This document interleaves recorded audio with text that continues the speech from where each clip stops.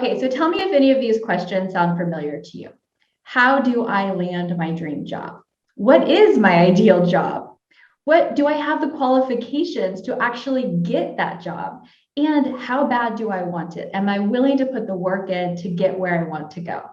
If you are unsatisfied with your current job and you know that you're made for more, but you're not sure what direction to take or how to make it happen, then you need to stay tuned. My guest today is Raj Subrameyer, and he is the author of Skyrocket Your Career, the no BS approach to find your dream job, be successful in it, and transform into a rock star. So today we're going to talk about the specific strategies that you can take to go from where you are today to becoming a total rock star at a job you absolutely love. Now, today's podcast is brought to you by Telescope Me. Telescope Me is a totally new way to network for future job opportunities.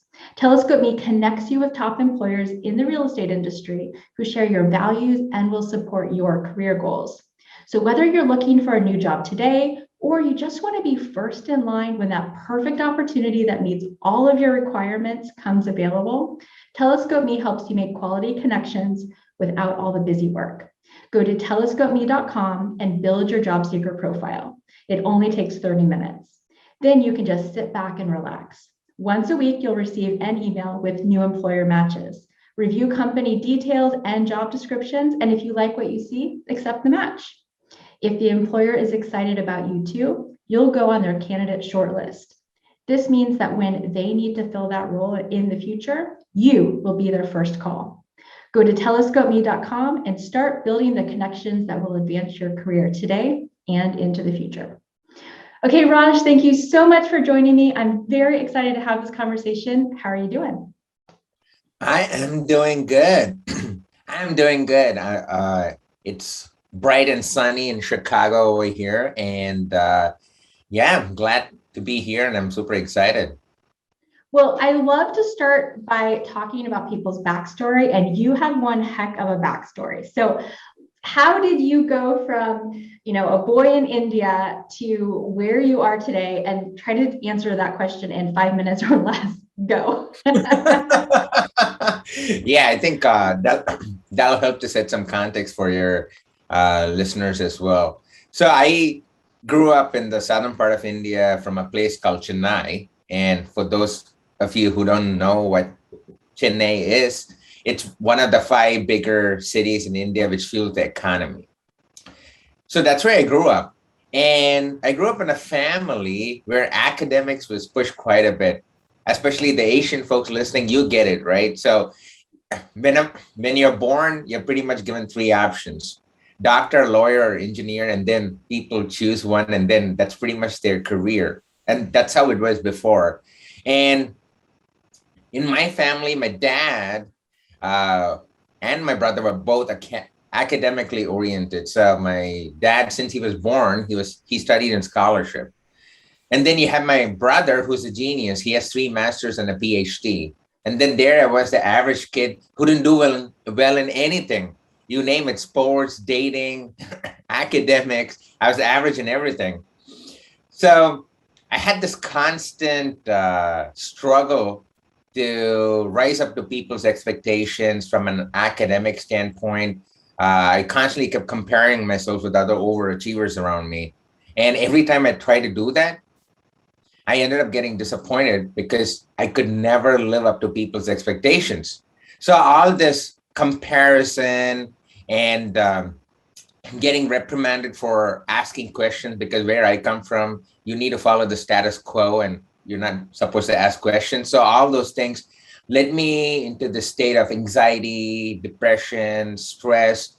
I felt like an outcast and I shut myself from society. In fact, just talking to a girl would feel as if I'm going to get a nervous breakdown. So I'm talking about that type of wreck I was before. And this kind of continued throughout my childhood. And then during my second year of my undergrad, I had this trigger event where I still remember the moment vividly. I was sitting in my study room and all of a sudden my chest started pounding. I thought I was getting a heart attack, but now I know it was my first panic attack. and the pain in my chest moved towards my head, and I had uncontrollable pain throughout my body, and I just started crying profusely. And this continued for 2 hours.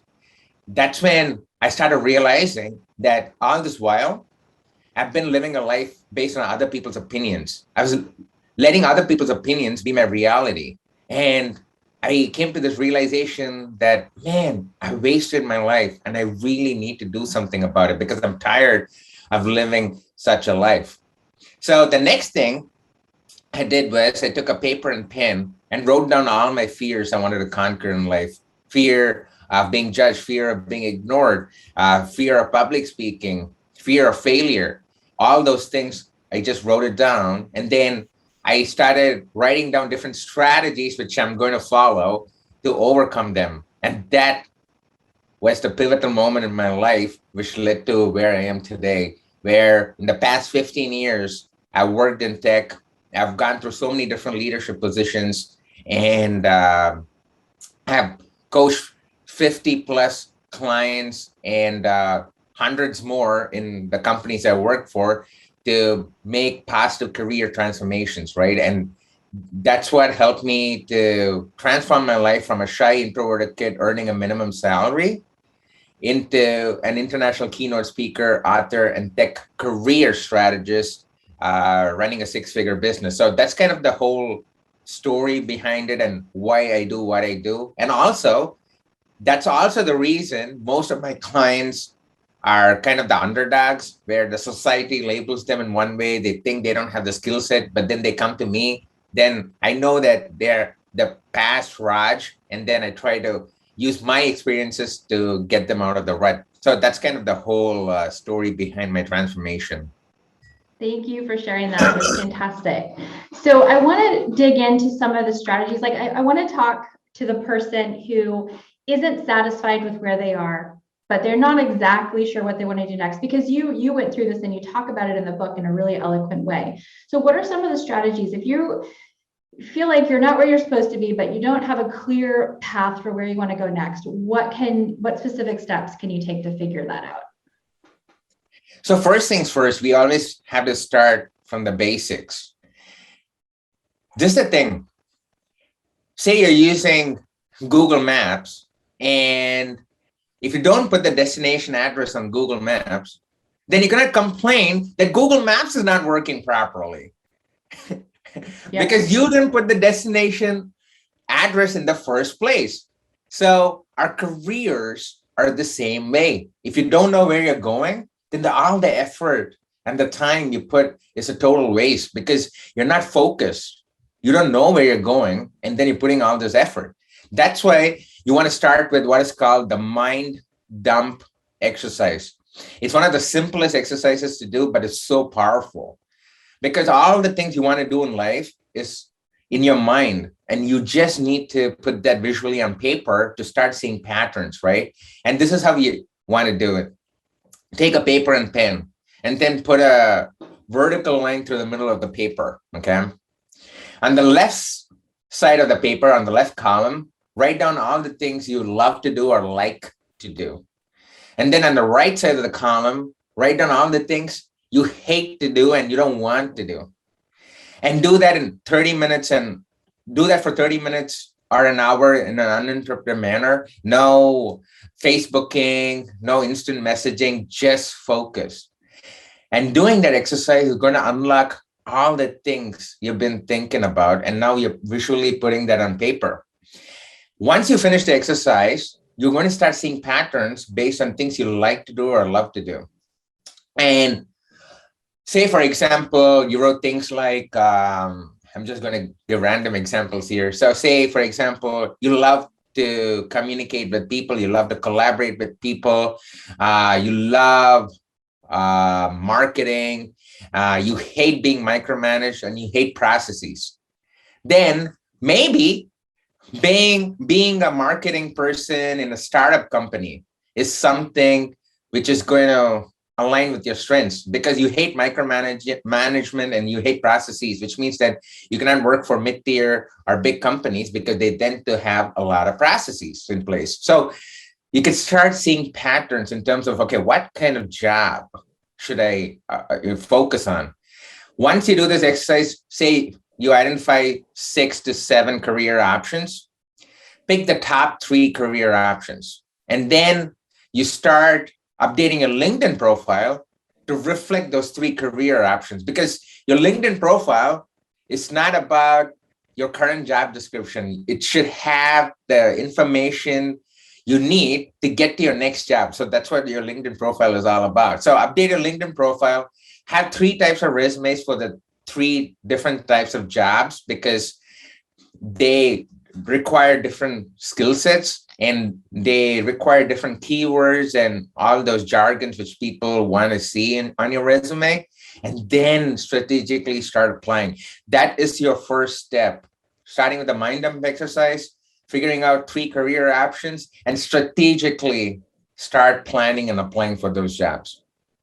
I am so glad that you brought this up, because so as a recruiter, when we are on LinkedIn looking at candidates, the challenge with LinkedIn is that it often just tells you what someone has done in the past and gives you no clue into what they might want to do in the future, which means as a recruiter, when we reach out to people, we're asking them if they're interested in jobs that they currently have and not the job they want in the future, which means we're wasting everybody's time. So you can help people help you by being very clear about the things you want to do next. Exactly. And one more thing people do not realize is everything you put on your LinkedIn profile is SEO information, that is search engine optimization information, and it's indexed by Google. So what do I mean by that? So I work with a lot of recruiting companies. I consult for them, and they use this AI-based software, artificial intelligence-based software. And say, for example, they're looking for a marketing consultant, okay? And they'll put different keywords into the software, such as collaboration, marketing, SDR, all those things related to marketing. And then the software starts scanning through LinkedIn profiles, looking for those particular keywords. And if you have those keywords on your LinkedIn profile, you are going to stand out from other people, and your profile is going to be visible to the recruiter. That is what I meant by SEO information and strategically putting the keywords relevant for your jobs. And it's also indexed by Google. So when you type in marketing consultant, candidates, or whatever search criteria you want to enter, your profile is going to be in the top 10 results of Google if you put the right keyword. So that's why it's so important to update your LinkedIn profile, each and every section, with the right keywords for your next job. That's what it's all about. And LinkedIn is where your next opportunity is going to be. So make sure, if you're listening to this podcast, make sure you pause it right now and go update your LinkedIn profile, and then continue listening to this, because it's so, so important. In fact, my last 4 jobs was from LinkedIn. And it's been, 10 years since I applied for a job with a resume. That is the power of LinkedIn. The other thing you mentioned is updating your resume for the individual jobs that you're interested in. And again, I can't underscore how important this is. So the best way to do this is to go look for job ads that are well written for the job that you want next, and look for the keywords and phrases and characteristics that they describe in those job ads. And then you want to mirror that in your resume. Like, you got to understand, recruiters are looking at a lot of resumes really quickly, and they're not reading it word by word. They're not trying to decode your resume. They're looking for keywords. Exactly. First, the AI is going to do that, and then an actual person is going to look at it. You need to make this really simple. So if the job ad says we're looking for an outgoing, creative, tech-savvy professional, guess what your first line in your resume should be? Obviously, it should be accurate and true for you, but mirror as much as you can and be honest about your skills, but mirror the job ad and make it really easy for recruiters to figure out that you are the perfect fit for that job. Don't make them hunt for it. Exactly. I think this is what I tell my clients and people who talk to me. Think of it like Instagram stories, like Instagram posts. So you keep scrolling, then all of a sudden you stop, because something catches your eye on Instagram and you spend 30 seconds, digest that information, and then keep scrolling, is the exact same way. We live in this digital age where the retention span has reduced from 5 minutes to like 10, 15 seconds. And recruiters are the same way. They look at hundreds and hundreds of resumes and they keep, scrolling.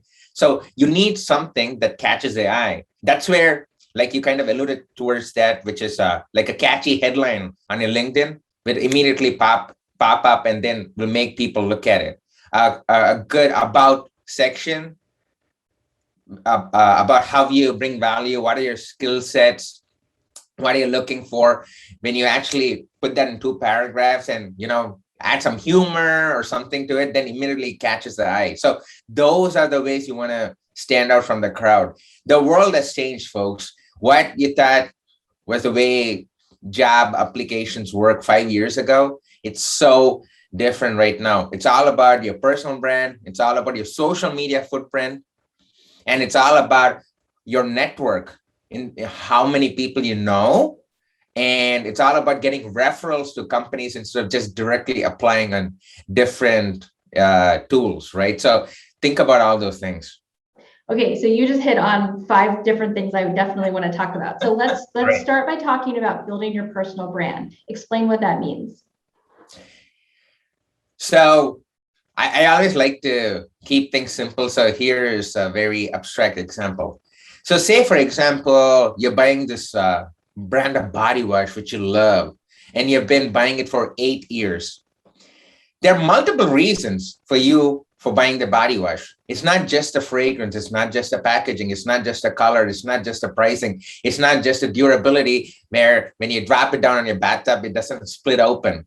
But it's about all these facets of that body wash, which is making you get it again and again and again. And our personal brand is the exact same way. It's not just because you have a master's degree. It's not just because you had the certification. It's not just because you attended this conference. It's about all these things which makes up your personal brand. It's a package deal, right? So that's what I mean by personal brand. What are the different things you could do to project yourself as someone who really needs to be at a company offering their value and skill set? How do you project yourself as a thought leader? So that's what I mean by personal brand. And talking about personal brand, I know it's a very big word, but let's dissect it a little bit in the sense, what are some actionable things you could do to build your personal brand, right? So let's start with number 1, which we already kind of talked about, which is your social media footprint. It's so important to be active on LinkedIn. And if you don't have a tech job or say sales job or marketing job, maybe if you're in photography and fitness or something, maybe Instagram is where you want to build your profile. So it all depends upon what context we're talking about. But since I'm a tech career strategist, the examples I'm using are more tech focused, but the strategy which I'm explaining applies to any field you work in. So let's start with LinkedIn, right? So we already talked about the building up your profile. Then another thing you want to do is start posting on LinkedIn, start engaging in other people's posts. And then there are 2 things you want to keep in mind. You can already tap into your own network where you're connected with 500 people. See who is working in different companies already. Like they were probably working at Google already, and you want to get a job at Google. So instead of applying directly to Google, tap into your own network, tap into this person saying, hey, I just want to talk about how this particular job works at Google.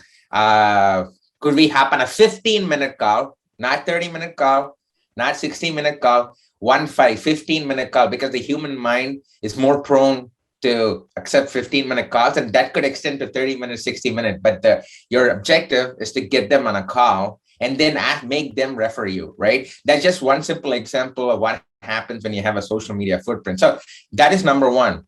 Number 2 is growing your network. Of course, you can grow your network via social media, but there are other channels you can do that as well. Start attending conferences, especially during this time, it's so easy to attend conferences because you don't have to travel, because 90% of the conferences are online. So this is what you want to do, folks. Even before the conference starts, look at the different speakers who are speaking and different thought leaders who are going to be at the conference, okay? Then what are you going to do is direct message them saying, wow, I see that, for example, if I'm talking at a conference, this is what you're going to do. You're going to direct message me and say, hey, Raj, I saw that you're talking about future of work in this tech conference. It's so exciting. I can't wait to hear it. And just want to let you know that I've been following your work and I'm super excited about your talk. That's it. And then once I finish talking, connect with me again saying, wow, I attended your talk and these are the key things I learned from the talk, right? And then you can say that, by the way, if you have like 15 minutes, I would love to get to know you more and then learn more about work and career options. Then 100% I would get on a call with you because you did so much research and effort. Do that for every single person you want to connect with at the conference. And then trust me, your network is going to blow up once you start connecting with these influencers and thought leaders. And then you start learning from them. You start getting opportunities from them. For example, I would say, hey, by the way, John, I know you were messaging me and we have been in touch. I just saw there was an opportunity at Google for a marketing manager. And I know we were talking about it. I know the guy. Do you want me to just put a word for you? That's what happens, folks. That's what happens when you start growing your network. And you can do the same thing with meetup groups, where on meetup groups, it shows all the attendees for that particular meetup topic, whoever is registered for the topic. What you're going to do is take their name and plug that on LinkedIn, and you're going to get their whole profile. So figure out who is in the same line of work as you, and then you can connect with them even before the meetup event starts. See, there's so many different ways you can actually connect with people. So second thing is growing your network. And of course, I talk about more ways to grow your network and stuff in my book as well. But I just wanted to give you some actionable items right now so that, after listening to this podcast, you can implement some of these things. The third thing you want to do is continuous learning. So say, for example, you already have a job and then you're waiting to get promoted to be a manager. But there are 5 people who have the same skill sets who are up for promotions. So what is going to make a person give you the promotion compared to the other 4 people? That's where your extra skill sets you add to your resume is going to really, really help out. And it doesn't have to necessarily be directly related to what you're doing. Say, for example, I'm a tech career strategist, but I could take courses on sales, marketing, human psychology, right? And those are added things to my existing portfolio. And so when promotion time comes up, they're going to see that you proactively try to keep learning by taking these extra skills to grow. And that is what is going to stand out from other people. And the same goes for people looking for jobs as well.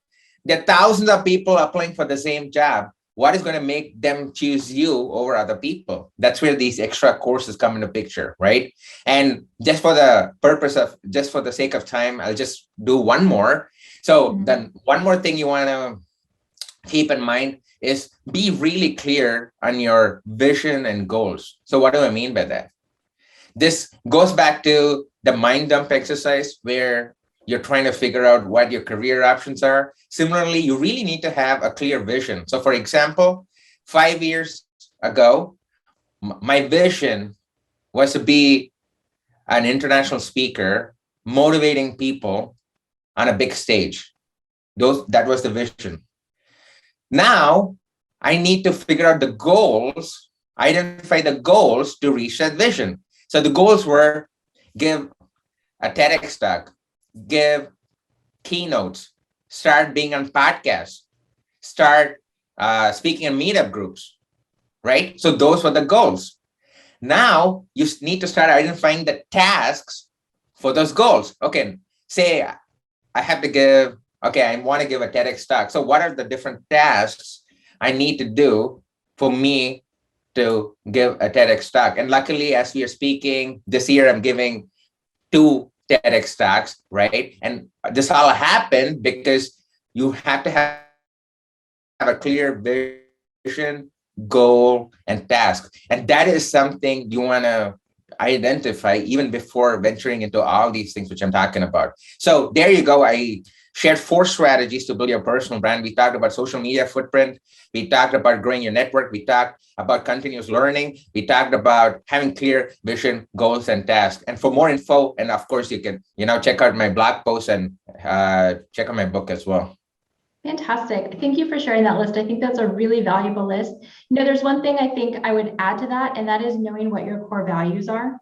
And also including that, right, in your social, in the way you talk about things, because people, culture in an office is about shared values, right? Is this a hyper competitive office? Is this an altruistic place to work? Is this a place that's very family oriented, where everybody, takes care of each other? Or is it more, sort of linear and structured? Like, who are you? What are your core values? Communicate that as well, right? When you're posting, like the things that you share, everything that you put out, communicate something about who you are, what you believe in, what's important to you, right? And you're going to, the better you are at being clear about who you are, the way you project yourself, the better chance you are going to have of attracting people who want to be around someone like you. Because we're not all the right fit for every job, right? It doesn't matter if you have every skill and experience on that checklist, that company might not be the right company for you. So my clients are real estate agents. We match real estate assistants with agents at R.E.A staffing. And I think because every real estate agent does essentially the same thing, the thing that defines each one of them is like who they are as a person. That's how their company manifests itself.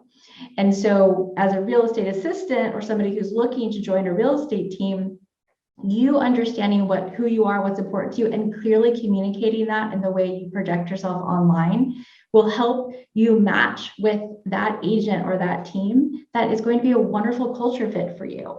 And so that's also, I think, an important part of, building your brand and articulating your brand.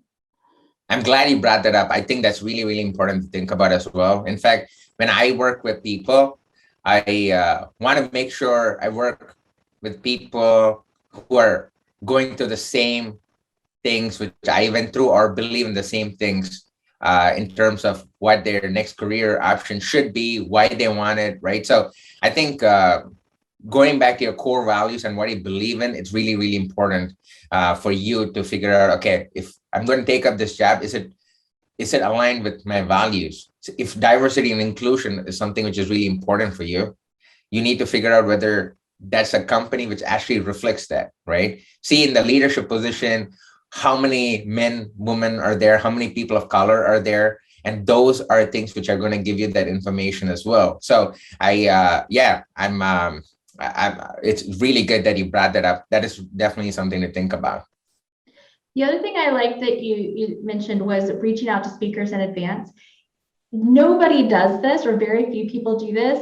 And you don't understand. It looks like that person up on stage is, sort of untouchable. They're up there on a stage, but the reality is they are a human being. They have insecurities.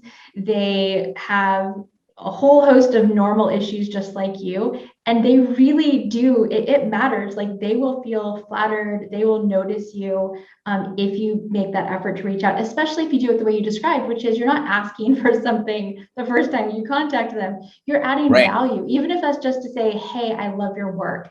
People really appreciate that. And they don't hear that enough, unless maybe you're Tony Robbins or something. But for like most people, like they could use a little kudos. So I think that's wonderful. And going along with that, thank you notes, right?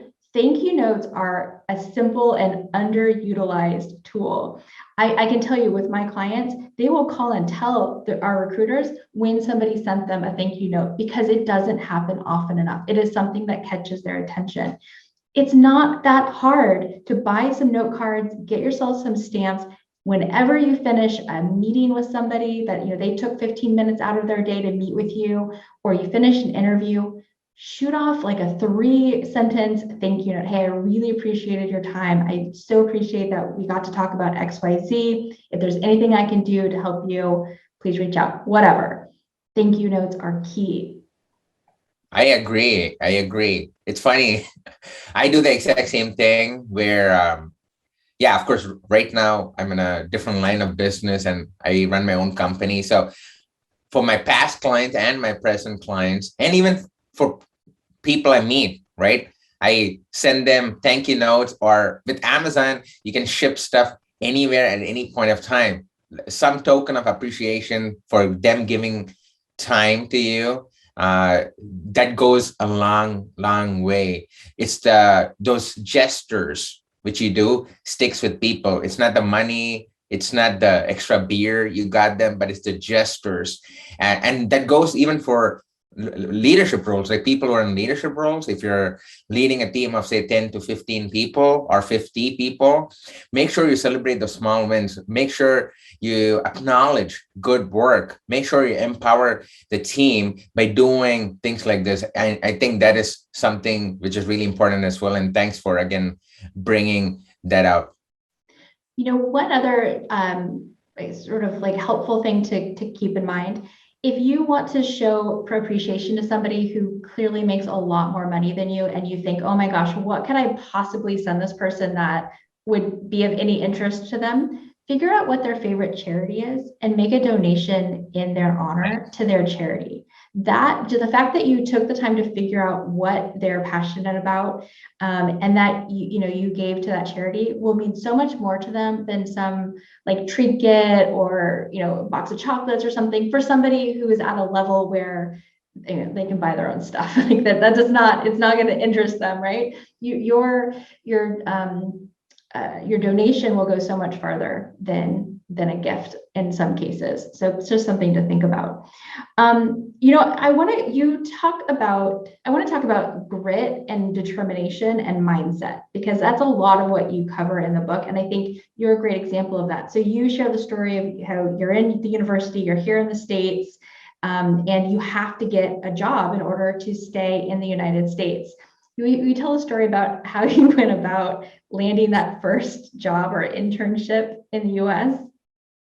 Yeah. So just to set some context for your listeners. So I came to the United States as an immigrant in 2008. And I still remember the dates vividly because I came in on August 31st, 2008.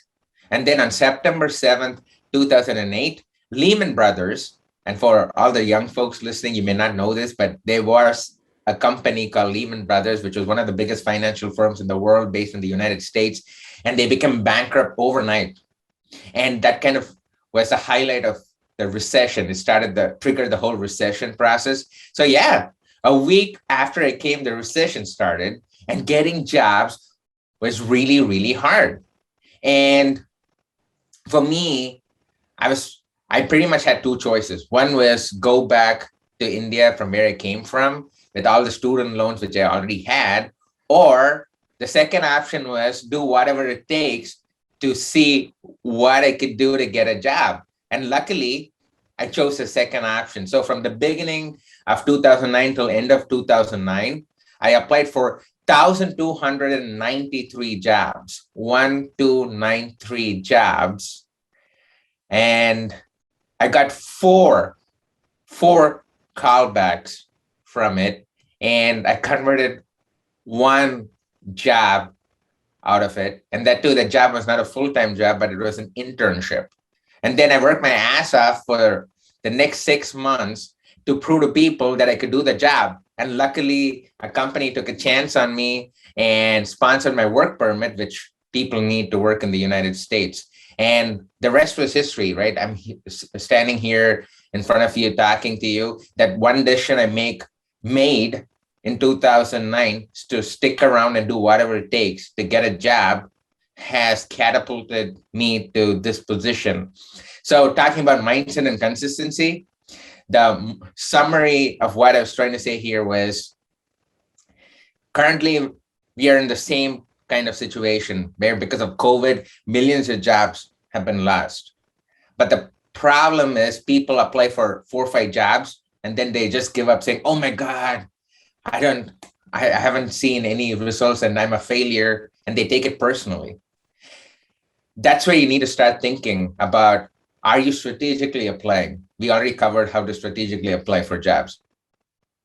Second thing is, you have to apply for more jobs to increase your probability, because there are thousands of jobs, like thousands of people applying for the same job. So you need to apply for more jobs, and don't take it personally. You have to do the work consistently, and then eventually you're going to see the light at the end of the tunnel, right? But that was kind of my story, and that experience applying for 1,293 jobs taught me so many things about how job application process works, how interview process works. And since then, in the past 15 years or 13, 14 years, I've interviewed hundreds of people, and I myself have attended so many interviews. So I really know what people are expecting, right? But that was another pivotal moment in my life, which taught me a lot. But yeah, that's kind of how I was able to sustain and live in the United States and now serve people on a larger platform. Thank you for sharing that. I think, there are more strategic ways than sending out that many resumes, which you've learned over time. But the point that you were persistent and you said, I'm going to do whatever it takes and I'm going to keep pushing forward, even when it was hard, it was disappointing. You had to take an internship after applying to all of those jobs. At the end of the day, it was all worth it. And, sometimes the right path is going to be the really hard path, and you have to just stick with it. Which leads me to something I want to talk to you about, which is, once you've applied to a job, like you said, you don't just end there. If you're excited about a job, message the recruiter, message the company, just really nice, say, hey, I wanted to let you know I applied to this job. I'm really excited about it because XYZ. I think I'm a great fit because of 1, 2, 3, really short and simple and specific. And like, I'll tell you, on our team, when somebody bothers to email us, we will double check. We'll pull it up again and we'll say, oh, okay, so let's take another look because this person is serious. And then you must, under no excuses, you must follow every request, follow up every single time throughout the entire interview process. Every email you send, every follow-up you send, the way you present yourself at every single step matters. Like, it's shocking to me how many people will get past our phone interview process. We ask people to complete a very short 5-question skill assessment. So many people mess this up because they're not paying attention. I mean, this is simple, like schedule a calendar invite on a specific day and time. These are professional assistants and they will schedule it for the wrong day and time. They don't follow instructions. It's very basic. So everything you do in the process is part of the interview process. And if you're not paying attention to that, you will lose out on opportunities because you're being sloppy. And a couple of things I wanted to add to what you're saying was 100% agree with whatever you said. I think it's really, really key. And to add on top of that, I just want to let listeners know that I'm not saying that you have to apply for thousands of jobs to get a job. So that was not the point here. Yeah. In fact, to be frank with you, for the first 700 jobs, I had no clue of what I was doing. I was just randomly applying because I was in a scarcity mindset, saying, oh my God, I need something right now. And only after the next 700 jobs, then I started seeing patterns, right? What I'm trying to say is, don't just apply for 3 or 4 jobs, but try to apply, say, 30 jobs every week. Strategically think about, okay, 30 jobs, 30 jobs, 30 jobs. That's what I'm going to do, right? You need to increase your job application and your strategy. That's what I meant. But to add to the strategies which you were just mentioning, so if you go to my website, you'll find a template called the job application tracking sheet. It's a simple Excel sheet which I created where you're going to have different columns in terms of date applied, what is the job you applied for, what was your job position, the contact person. Then there'll be a column called follow up after 5 days. You want to make sure you follow up with that person if you didn't hear from them. And then, of course, I have columns for comments and stuff.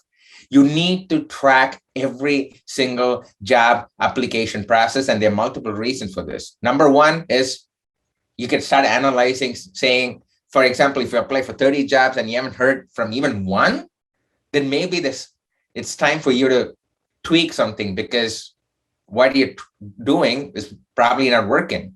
So it gives you some data. The second thing is, this was going to happen, folks. Trust me on this. Once you're 200 jobs into your application process, out of the blue, you're going to get a call saying, hey, I'm John here. I wanted to talk to you about the software developer position in Bank of America, right? They just say that. You have no clue of what the job expectations were, and you don't know when you applied for. And a lot of the times I blew up the interview because I was talking about the wrong job to the wrong person. That's because I was not tracking them. Instead, if you tracked everything in the Excel sheet, you would say, oh, yeah, just give me 1 second. Just give me 1 second, mute the person.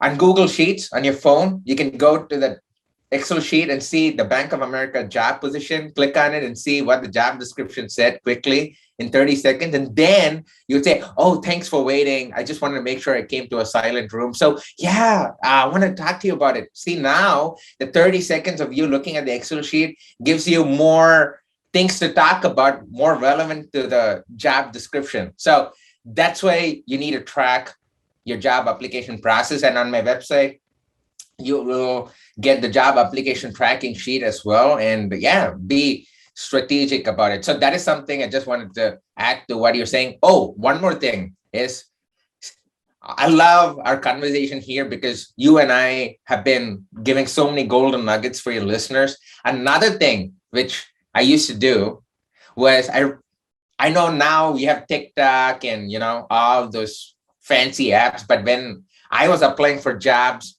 way back in 2010, we didn't have those technologies. What I used to do was, I used to record a 30-second video of me saying why I would add value to the job and how my skill sets matches the job. And I used to send the email to the contact person. So when you go to ZipRecruiter or different tools you mentioned, most of the times, the hiring manager's name would be there.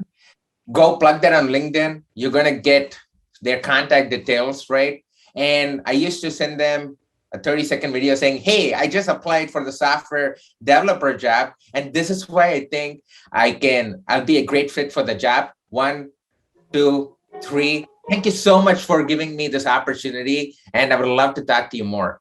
No one does that, folks. No one, even this day and age.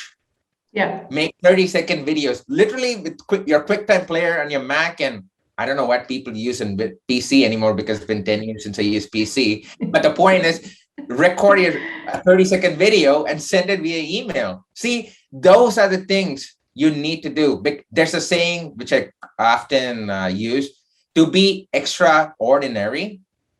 To be extraordinary, you need to go the extra mile. So what are the small things you could do to stand out from other people? That's what we are talking about here, folks, because you don't need to know everything what the job description expects from you, because truth to be told, people say you need to know everything, but that's not the case, because when you start doing the actual work, only half of the things which they mentioned you're going to probably be working on. So you just have to get an interview call and then ace an interview and prove that you're different from other people. That's all it boils down to. No one cares whether you're from Harvard or Stanford or from a local community college. Again, I'm not saying local community college is bad. I'm just saying, to differentiate the universities here, it doesn't matter. It's all about how you show up in the interview. What are the small things you do to stand out from the crowd? How you tell your story. Those are the things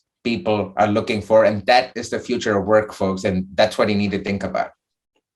Such a great way to wrap up our conversation. Raj, I so appreciate getting to talk to you. You and I could go on. We should have like a part 2 and part 3 and part 4. You and I could I know. There's so many things we didn't get to talk about. But make sure you check out Raj's book. You can get it on Amazon. I will have the link below.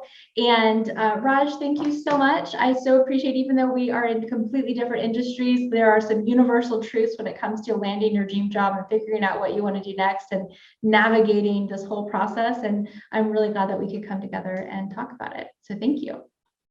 Thanks for having me. And it's so funny and interesting that even though we both are in totally different industries, but the strategies we talk about on your LinkedIn post, on your daily LinkedIn post, and my daily LinkedIn post, they kind of align, because it's all, we talk about mindset, consistency, communication, strategies, and it doesn't matter what domain you work in. It applies to all domains, right? So I find that interesting. And I also wanted to acknowledge you for showing up every day, continuing to do this podcast and adding value via LinkedIn. So want to acknowledge you for that. And thanks for having me. It was such a pleasure being on your podcast today.